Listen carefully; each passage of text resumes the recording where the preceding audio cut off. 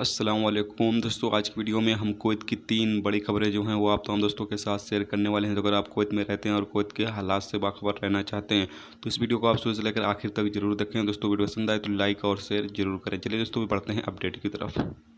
दोस्तों पहली खबर यह है कि कुवैत सिक्योरिटी एहलकारों ने 2 इंडियन लोगों को गिरफ्तार किया है जिन्होंने कर्फ्यू की खिलाफ वर्जी की है। कैपिटल एरिया में इन लोगों को गिरफ्तार किया गया है, जबकि शाम के वक्त कर्फ्यू के दौरान ये लोग बाहर घूम रहे थे और जब इनको सिक्योरिटी एहलकारों ने देखा तो इन्हें फ़ौरन ही गिरफ्तार कर लिया। और जब इनकी नेशनलिटी चेक की गई तो पता चला कि ये इंडियन लोग हैं और इनके पास कोई परमिट नहीं था और इन्हें सिक्योरिटी एहलकारों ने पुलिस स्टेशन ले जाके अभी फ़िलहाल इन्हें गिरफ्तार कर लिया है और इनके खिलाफ़ जो है वो कार्रवाई की जाएगी। याद रहे कि कुवैत में अगर आप कर्फ्यू की खिलाफ वर्जी करते हैं तो आपके खिलाफ सख्त एक्शन लिया जाएगा।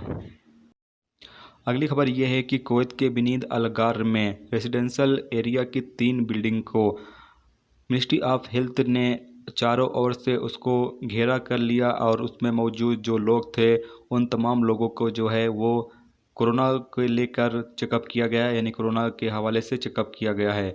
आपको पता चलें कि कुवैत में ज़्यादातर इलाके जहां पर कोरोना वायरस के मरीज अभी सामने आ रहे हैं उन तमाम इलाकों में मिनिस्ट्री ऑफ हेल्थ की जो टीम है वहां पर जाकर जो वहां पर रहने वाले गैर मुल्की हैं उनका चेकअप कर रही है।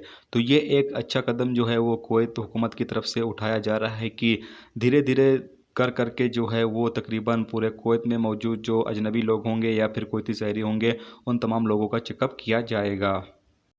अगली खबर यह है कि कुवैत की पब्लिक अथॉरिटी ने कार्रवाई करते हुए एक कंपनी को जो है वो बंद कर दिया है, क्योंकि वो कंपनी जो है जो डेट एक्सपायर प्रोजेक्ट था उसको बेच रही थी। डेट एक्सपायर जो प्रोजेक्ट है वो कंपनी में रखी हुई थी, जिसकी बुनियाद पर कार्रवाई करते हुए उस कंपनी को जो है वो बंद कर दिया गया है।